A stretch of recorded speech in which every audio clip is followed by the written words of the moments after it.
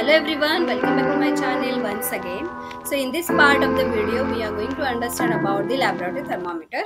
So in previous video, we have already learned about the clinical thermometer. Okay, so if you have not watched that video yet, so just go and watch that first, then you will understand about the laboratory thermometer. So how do we measure the temperature of other objects? Right. For this purpose, there are other thermometers. One such thermometer is known as laboratory thermometer. That teacher will show you if your school provides. Then otherwise, you can just see here. This is a laboratory thermometer. Okay, so look at it carefully and note the highest and the lowest temperature it can measure. So here you can see the highest one is 100 and the highest one is 110 degrees Celsius, and the lowest one you will see here, this is the minus 10.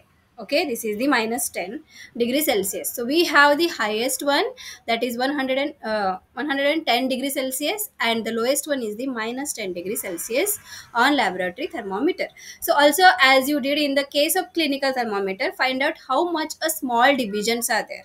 So you will see here how many divisions in each numbers. So here is the 2. Just imagine this is 2 and 3. So in between you will see here the 5 lines, and here also the 5 lines. Means total 10 divisions are there. Okay, so you need this information to read the thermometer correctly. So we have here one activity. Take some tap water in a beaker or a mug. Dip the thermometer in water so that the bulb is immersed in water but does not touch the bottom of the or the sides of the container or the beaker. Hold the thermometer vertically as shown in the figure. This one. You have to hold it vertically, not like this or like this. Okay. It should be in vertical. So now what we have to do the next?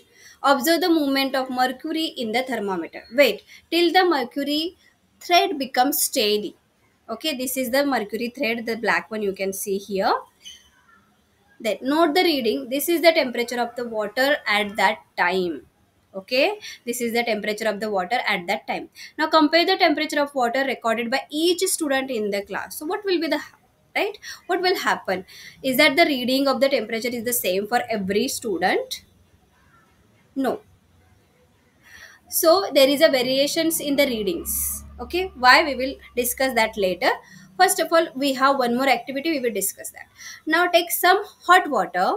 Okay, some hot water in a beaker or a mug. Dip the thermometer again and check the readings. So now what happens? So do you notice that as soon as you take the thermometer out of the water, the level of the mercury begins to fall, and it does not happens during in our previous activity, right? So this means that the temperature must be read while the thermometer is in the water.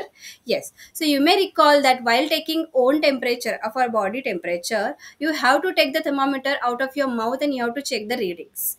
But for the using of laboratory thermometer, you have to measure the readings when it is inside that water only. So obviously it is not convenient to use a thermometer, laboratory thermometer, for this purpose, like to check the body temperature. For that purpose, so clinical thermometer is only for the body, checking the body temperature, and a laboratory thermometer is for checking the temperature of the other objects. Okay, so you cannot use this for the same purpose. Now, why does the mercury not fall or rise in a clinical thermometer when taken out of the mouth? Yes, so there is a reason. You can see here in a clinical thermometer, a kink means where is the thread of the mercury is there. There is a little bend like this. So because of this little bend or kink, okay, so your mercury does not fall, right? So it is not fall or rise in a clinical thermometer when you are taken out of the mouth, right? So it is in the clinical thermometer only, and it is not present in the laboratory thermometer.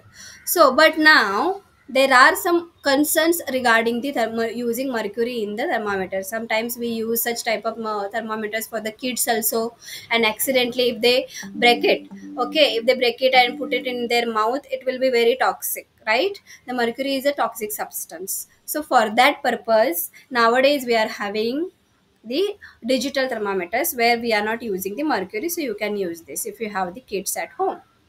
So let's understand about the transfer of heat, how it is happening.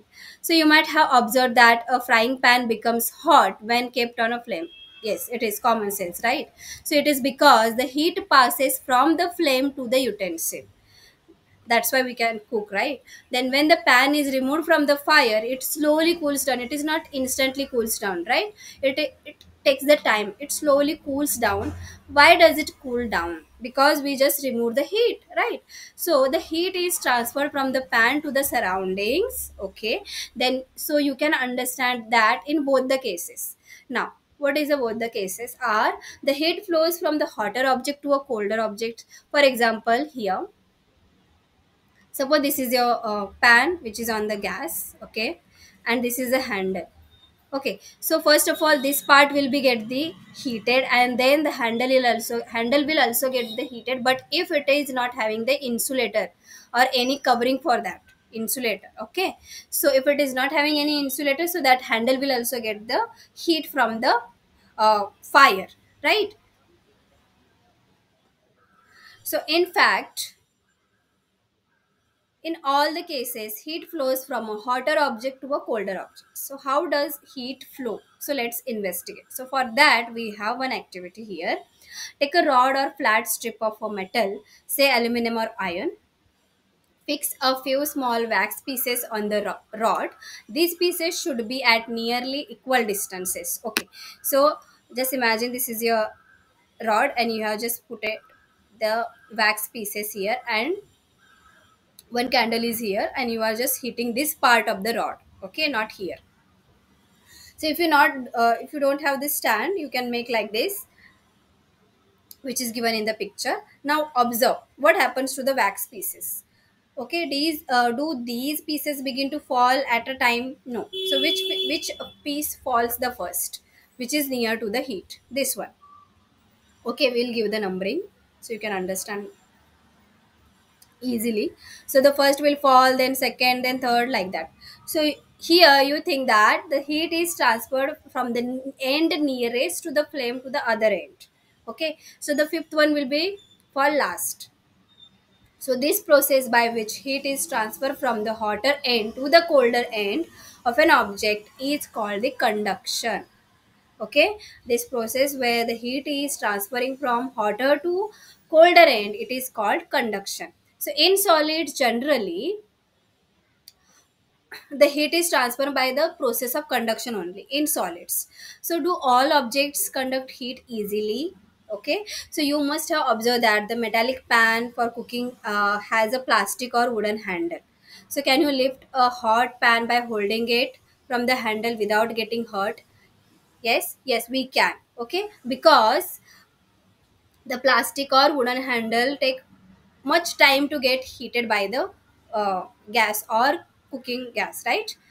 So now we have here one more activity in water. We have to means we have to take a small pan or a beaker.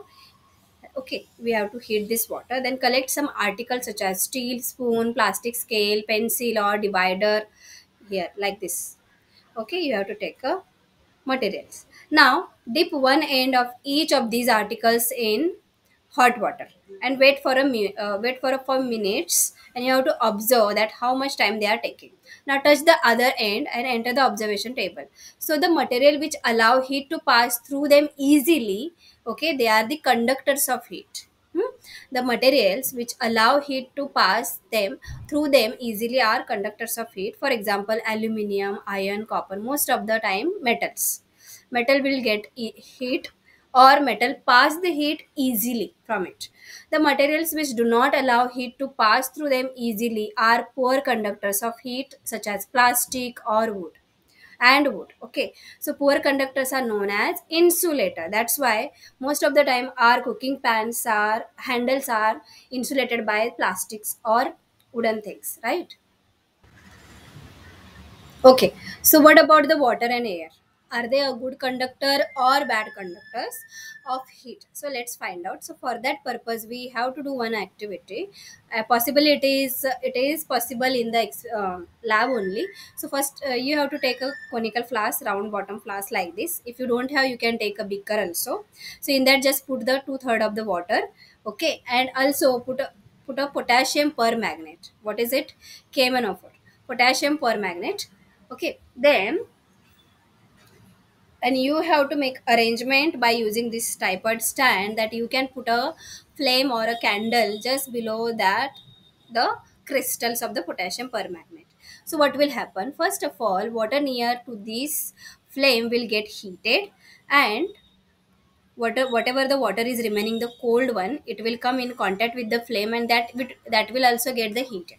So this type of transfer of heat is called convection. Okay, so how does the heat travel in air? In which directions does the smoke go, right? So the air near the heat source gets hot and rises, and the air from the sides come into that, into take its place. So in this way, air gets heated. So the following activity will confirm this idea. So what is it? Light a candle, keep one hand above the candle, right? Just imagine you are just putting your hand on the candle which is lighted up, one hand on the side of the, uh, one hand on the side of the flame, right? So do your hands feel equally hot? No. Which is the flame, which hand is above the flame only, that will feel more heatness, right? So notice that towards the top, the air gets heated by convection. Okay, so therefore the hand above the flame feels very hot. On the sides, however, there is no convection, the air does not feel anything. That's why we cannot feel that much as we are feeling the heatness on the top of the side, right? So the people living in the coastal areas experiences an interesting phenomena, like during the day the land gets heated faster than the water. We know land gets heated faster than the water, right? The air over the land becomes hotter and rises up, which is on the land only, right? So the cooler air from the sea rushes in towards the land to take its place. The warm air from the land moves towards the sea, means this cycle complete again and again, means the warm air is coming, then cool air is coming in that place, like that. So the air from the sea is called sea breeze. Okay, the air coming from the sea is called sea breeze. To receive the cooler sea breeze, the windows of the houses in coastal areas are made to face the sea, right? So at night it is exactly the reverse. The water cools down more slowly than the land, so the cool air from the land moves towards the sea, and this is called land breeze. Okay, this is called land breeze. So when you are getting a sea breeze in the daytime, and in the night time you are getting the land breeze. So when we come out in the sun, we feel warm. And when how does the heat from the sun reach us? So it cannot reach us by conduction or convection. Okay, so as there is no medium such as air in most part of the space in between, we know there are so many spheres of the earth are there, right? So between the earth and the sun, so here you can see the daytime and the nighttime also given. The see the uh, flow of the air. Okay, this is coming from the sea, it is called sea breeze, and this is going from the land, means it is called land breeze. Okay, and also here you can see the cool air and the hot air taking the place of it, and again the hot air during the night time and the cool air. Okay, they are taking their each of others, means they are balancing the climate, right? So from the sun the heat comes to us by another process, that is called radiation. It is not coming by convection or conduction. Okay, it is coming due to the, we are getting the sun's heat from the radiation. So the transfer of heat by radiation does not require any medium. It can take place whether a medium it is present or not. So when we sit in front of a room heater, we get heat by this process only. A hot utensil kept away from the flame cools down as it transfers heat to the surroundings by radiation. So our body too gives heat to the surroundings and receives heat from it by radiation. So all bodies radiate heat. So when this heat falls on some object, a part of it is reflected, a part is absorbed, and a part may be transmitted. So the temperature of the object increases due to the absorbed part of the heat. So why are you advised to use an umbrella when you go out in the sun? Yes, because of that only. So kinds of clothes we wear in summer and winter, we know. So in summer we are using the light colored cotton clothes. In winter we are using the usually dark colored and woolen cloths. So why? Because Again, they have given the activity here. So take two identical tin cans, paint them outer side of the surface of it by one of the tin with the black color and the other with the white color. So pour equal amounts of water in each and leave them in the midday sun about for about an hour. So measure the temperature of the water of the both the cans. So what do you feel? So there is a difference in the temperature, right? So we often use electricity and fuels like coal and wood to keep our houses cool or warm. So is it possible to construct buildings that are not affected much by heat and cold outside? This can be done by constructing outer walls of buildings so that they have trapped layers of air. So one way of doing this is use hollow bricks. Okay, we can use hollow bricks which are available nowadays. So what will happen in this activity? So which can be the water warmer? Okay, so which can is having the warm water? So you can feel the difference even by touching water in two cans. So whatever the can, the painted with the black, it takes the more heat. That's why we are avoiding to use dark colored clothes in the summer. So one more activity they have given here. Again, fill the two cans, same used in activity above one, and with the same amount of water at the same temperature. So leave the can in a room or in a shade. Okay, so note the temperature of water after 10 to 15 minutes. Does the temperature of water in both the cans fall by the same amount? So these activities suggest you that the reason why it is more comfortable to wear white or light colored clothes in summer, right, and dark color clothes in winter. So dark surfaces absorb more heat. So you may have feel that whenever you are using the dark colored clothes, you are feeling more sweaty, right? So therefore we feel comfortable with dark colored clothes in the winter only, because they are not taking that much, like they will give the means dark colored clothes absorb more heat and they will give the warmness during winter. So light colored clothes reflect most of the time the heat that falls on them, and therefore we feel more comfortable wearing them in summer. So woolen clothes keep us warm in winter. So in the winter we use woolen clothes. Wool is a poor conductor of heat. Moreover, there is air tapped in between the wool fibers. So this air prevents the flow of heat from our body to the cold surroundings. So that's how we feel warm. Suppose you are given the choice in winter of using either one thick blanket or two thin blankets joined together. So, what would you choose and why? Remember that there would be a layer of air in between blankets. Okay, so if you take a two thin layer of blankets, that air gaps will be closed and you will feel more warm in that, right? So, you will use a thick blanket which is having the air layers in between. So in this way we have finished the lesson. Okay, this is about the heat, again the conduction, convection and radiation. So let's see the exercises. Yeah, short one. State similarities and differences between laboratory thermometer and clinical thermometer. So first difference is kink. You will write, okay, in kink is present only in clinical thermometer. Okay, then this is a difference, and similarity is about the highest and lowest temperature. Now give two examples of each conductors and insulators. Now conductors you will write metal, and insulator you will write plastic and wood. Okay, next, uh, fill in the blank. The hotness of an object is determined by its temperature. Temperature of boiling water cannot be measured by a dash thermometer. Clinical. You cannot use a clinical thermometer for this. You will use laboratory thermometer. Temperature is measured in degree Celsius. This is a unit of it. So in this way we have finished the lesson explanation. Oh, we have here. Sorry. So no medium is required for transfer of heat by the process of, yes, radiation. For radiation, we don't need any medium. A cold steel spoon is dipped in a cup of hot milk. Okay, then heat is transferred to its other end by the process of what? Convection.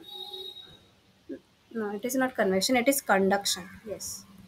Okay, it is conduction. Just a minute.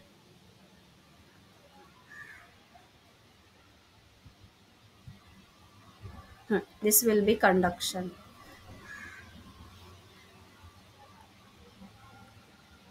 Because in conduction heat is transferred from hotter place to the colder place. Now clothes of dash colors absorb more heat better than clothes of light color, dark color. Okay. Next, match the following. Land breeze blows during when? Night. Sea breeze blows during day. Dark colored clothes are preferred during winter. Light colored summer. Okay, discuss why wearing more layers of clothing during winter keeps us warmer than wearing just one thick piece of clothes. Yes, you are wearing more layers, so it will give more warmness. That's why we are using, because the air gaps in between gives us more. The air will be, means it will block to go out of your body temperature to the surroundings, right? So in this way we have finished. And the last question is, yes, you have to mark the where the heat is being transferred by conduction, by convection, and by radiation. Okay, the question is here. We have to mark the heat is being transferred by conduction, convention, convection, and radiation. So conduction is here. Convection, the water surface, above water surface is getting heated by the flame, and radiation means the surrounding area. Okay, the surrounding area is also getting heated by the flame. So in places of hot climate, it is advised that outer walls of houses be painted white, because the white color, it is not absorbing the heat in a, like how it is absorbing by the black colors. 1 liter of water at 30 degrees Celsius is mixed with 1 liter of water at 50 degrees Celsius. The temperature of the water will be what? 1 liter of water is at 30 degrees Celsius is mixed to the 1 liter of water is 50 degrees Celsius. So what will happen to that mixture of it? So 80 degrees Celsius, 20 degrees Celsius, more than 50 degrees Celsius but less than 80 degrees Celsius, between 30 to 50 degrees Celsius. Yes, this will be answer, because you are getting the 30-degree means it is less temperature, and the 50-degree it is having the more temperature. Okay, so in between it will show the, means the that mixture will become the, either it is warm. Yes, it will become the warm mixture of the water. So in this way we have finished. More questions are there. My bad. Okay, what is it? An iron ball at 40 degrees Celsius is dropped in a mug containing water at 40 degrees Celsius. Just a minute. Is it having a MCQ? No, they have not given the instruction. Okay, fine. An iron ball at 40 degrees Celsius is dropped in a mug container water at 40 degree. Means same, right? It is having the ball is also having, this iron ball is having the 40 degrees Celsius temperature, and the water is also having the 40 degrees Celsius. So what will happen? Okay, the heat will be, what will be the effect on heat? The flow from the iron ball to the water, not flow from iron ball to water or from water to iron ball. Flow from water to the iron ball increase the temperature of both. So here this is iron ball, which is a metal. Okay, and water is a liquid. So the whatever the temperature of the iron ball is there, it will transfer to the water. So flow from the iron ball to the water will be answer. Now wooden spoon is dipped in a cup of ice cream. Okay, its other end, what will happen? Becomes cold by the process of conduction, becomes cold by the process of convection, becomes cold by the process of radiation, does not become cold.